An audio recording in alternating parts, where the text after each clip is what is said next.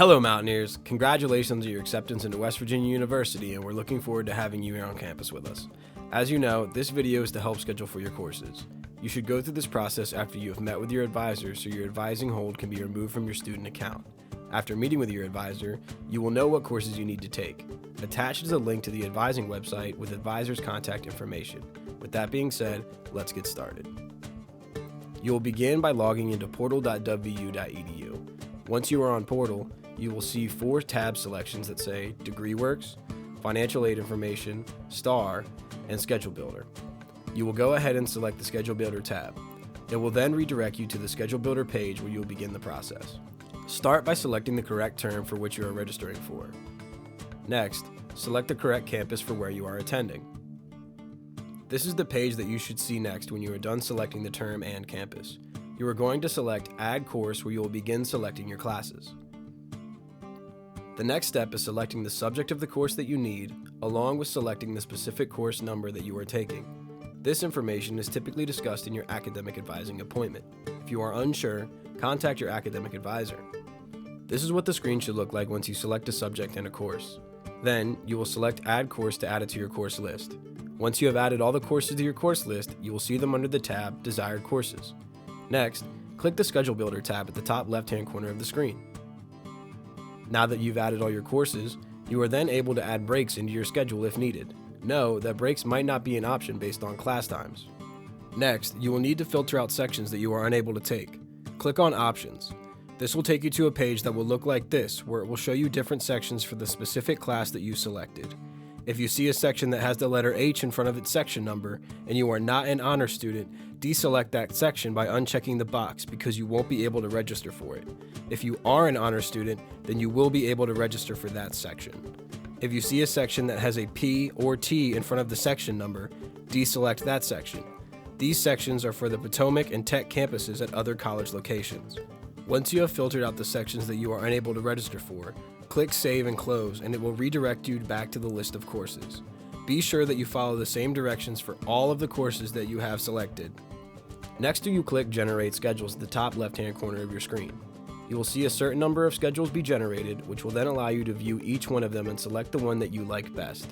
It is recommended to choose a schedule that balances your classes out across the week. When you click View to see a specific schedule, it will show a few things. What you need to pay attention to is the subject and course, seats open, and days and locations. If there is a red square with the number 0 in it, that means the course is full and you are not able to register for that course. Next is days and locations. MWF means Monday, Wednesday, Friday, and TTH means Tuesday, Thursday. It is followed by the time of the class along with the building location. The building locations are abbreviated and can be found on the facilities management site with the full building name. The website can be found below in the description. The building location is followed by a D, E, or H. Each of these means which campus the building is located at. D is the downtown WVU campus, E is the Evansdale WVU campus, and H is the Health Science WVU campus. When looking at the time of your course, allow 10 minutes between classes on the same campus and allow 30 to 40 minutes to travel between campuses if needed. Back-to-back courses on different campuses will not work. The number after the building location is the room number in the building where the class will be. Once you have selected a schedule that you like and works best, you will then select Send to Shopping Cart. It will then take you to STAR where it will show you your schedule in the Schedule Planner registration cart. If it is not time to schedule classes, select Save Cart and that will save your schedule for when it is time to schedule for classes.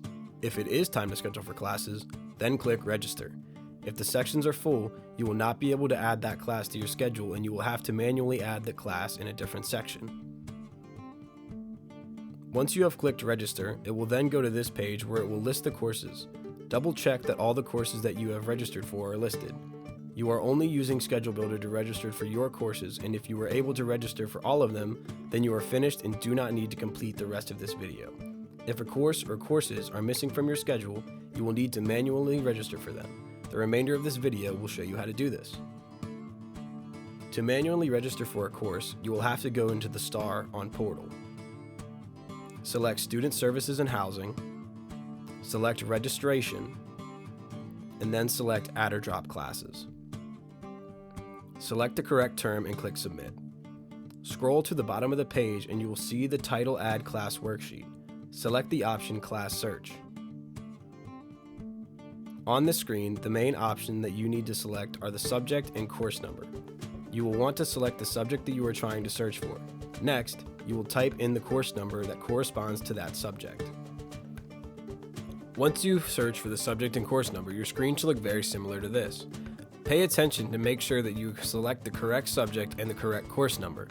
Then, take a look at the course title and the type of course. L is lecture, B is lab, G is graded lab, and W is web-based. You will then see the days listed. They are the same as they were shown in the schedule builder. You will need to be mindful of the time/days of your existing courses before manually adding any additional courses. If you try to manually add a course that has a time conflict with the course already in your schedule, you will get a registration error. Reminder: when looking at times of your courses, allow 10 minutes between classes on the same campus and 30 to 40 minutes to travel between campuses if needed. Next is the capacity, actual enrollment, and remaining seats. If it is highlighted red under remaining seats, that means there are no seats remaining, and if it is yellow, there are 5 or fewer seats remaining. Then it shows the building location, which campus, and the room number. If the location is highlighted in orange, it is downtown, green is Evansdale, and blue is health sciences. Next, it shows you the instructor that will be teaching the course, the beginning and end date of the course, and then it lists the special characteristics of the course that meet certain curriculum requirements. Some courses have restrictions on them, meaning that it's not open to everybody. This could potentially prohibit you from adding the course to your schedule. Click the lock icon to see what specific restrictions are on the course. This is an example of where you will register for both a lecture and one lab section that is linked to the lecture. Remember, L is for lecture, B is for lab. Once you have registered for all of your courses, the page should look similar to this. The only difference is that your courses should be displayed. Congratulations, you have now registered for your courses and are ready to begin your next semester.